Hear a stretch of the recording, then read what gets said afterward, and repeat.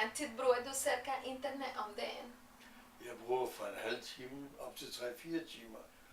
Samtidig sidder jeg op til klokken 3-4 om morgenen, hvis jeg får noget interessant. Det gør jeg.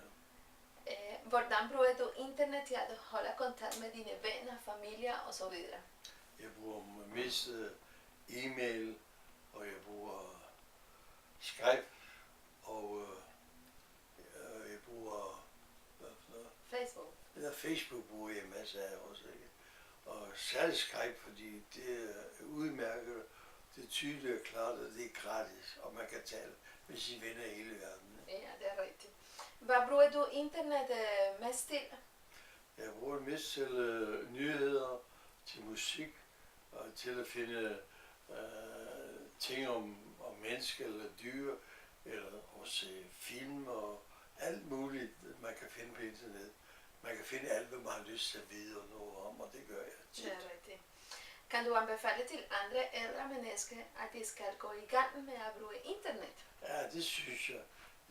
De kan få meget ud af det, og tiden går let, når man sidder foran en computer og får en masse informationer, nyheder og alt muligt informationer om folk og ting og sager, der sker ude i verden. Film kan man også se. Ja, det er rigtigt. Hvornår prøver du det første gang internet?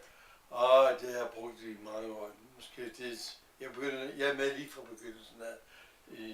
Jeg tror mindst 15 år har jeg været med på internet. Det har jeg. Lige fra begyndelsen. Okay. Men tak for din svar, Josef. Det var så lidt.